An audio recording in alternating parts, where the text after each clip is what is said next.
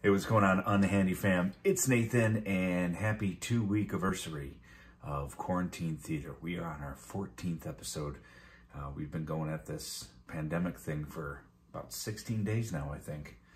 Hopefully everybody is hanging in there. A couple days ago, we got some packages in the mail, and it didn't say who they were from. I've done a little detective work, and I think we have it narrowed down to a teacher who worked at the school that I work at, but is no longer there. She's recently retired from our building. Her initials are K and C, and I think she's been sending us some of her favorite books that her family has enjoyed, and you know, that she enjoyed when she was younger, and she probably enjoyed reading to her children. So we've got a few of those, and we will certainly try to get to as many of them as possible. But KC, thank you very much for sending along the books. We appreciate them, and we will do our best to get them read for you here on Quarantine Theater. This particular one is the one I chose to go with first. It is, I believe, about 55 years old. It is a Caldecott winner. These guys, and I'm going to butcher their names, Alvin, Tresselt, and Roger Duvoisin. I don't know. We'll give that a try. But I know they wrote a bunch of books together. And Roger worked in watercolor. So he's the illustrator, and his pictures are watercolors. So this is called Hide and Seek Fog. And the lobster man first saw the fog as it rolled in from the sea. He watched it turn off, the sun sparkle on the waves. And he saw the water turn gray. Carefully, he set his last lobster pot and headed his boat back to shore.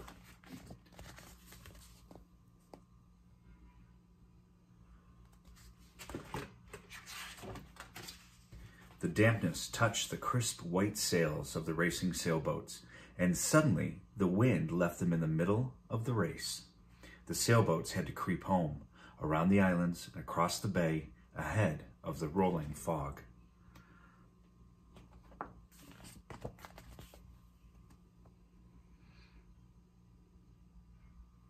Beautiful illustrations. I was never, well, I'm not a good artist, but watercolor was always very difficult. Most things in my life are difficult, I'm not gonna lie. In long straight lines, the seagulls and terns flew back to their roosts on the craggy rocks. They knew the fog was coming too. Now the water of the bay was gray like the sky, and the end of the beach was gone. Now the afternoon sun turned to a pale daytime moon. They vanished into the bank of fog.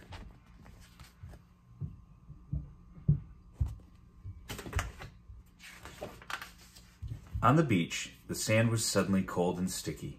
The mothers and fathers gathered up blankets and picnic baskets. They called, "Kathy, John, come out of the water. We're going now." The children ran in and out one more time, blue-lipped and shivering. They scurried about looking for lost pails and shovels. They scooped up one more pretty shell and a gray seagull feather. Then everyone trudged across the chilly sand and cold rocks back to the cars and cottages.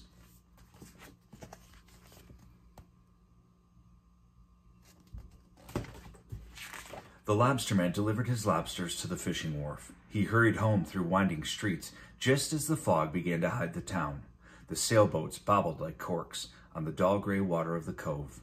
Their sails were wrapped for the night, and the sailors rowed through the misty fog back to land. But indoors, in the seaside cottages, the children toasted marshmallows over a driftwood fire, while the fog tiptoed past the windows and across the porch. And the fog stayed 3 days. On the first day, the lobsterman spent his time painting buoys and mending lobster pots. He could hear the mournful lost voices of the foghorns calling across the empty grayness of the bay.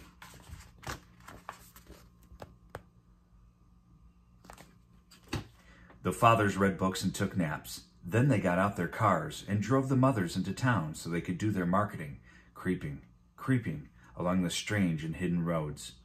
The streets of the town were so full of fog that the people bumped into one another with their arms full of bundles.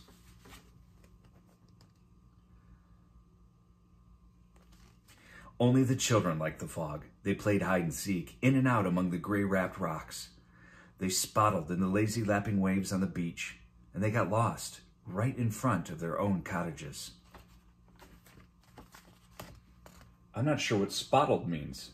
If anybody knows what spottled means, please let me know down below in the comments section. I'm not sure I've ever spottled before. On the second day, the lobstermen talked about the weather down on the fishing wharf.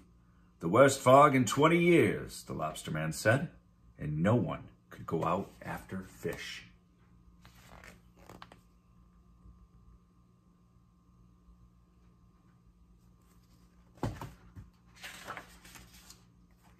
The fathers scowled and complained about spending their vacations in the middle of a cloud. The mothers tried to cheer everyone up. They put on gay, bright clothes, and they helped the children make scrapbooks by the driftwood fire. Well, this kind of sounds a little like what we have going on here with the pandemic. Complaining about staying inside. Moms and dads scrambling to find things for the kids to do. None of those kids are on their iPhones, though. But out of doors, the fog twisted about the cottages like slow-motion smoke. It dulled the rusty scraping of the beach grass. It muffled the chattery talk of the low tide waves, and it hung wet and dripping from the bathing suits and towels on the clothesline.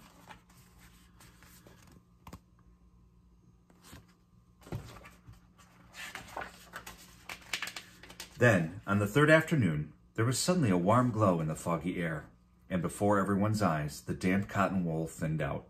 The western sun slanted through, under the fog, changing the islands in the bay to gold. A breeze sprang up out of no place and gently, gently rolled back the fog, back to the wide and empty ocean. Once more the water sparkled, beyond the islands, across the wide bay, to the edge of the world.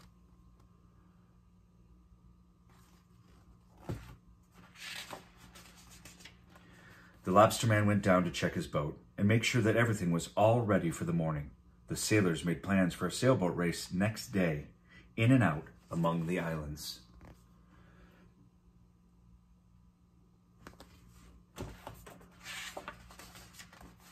Then at last the mothers and fathers and all the children came out of the shut-in cottages into the fresh, clean air, and the families gathered for a clam bake on the beach.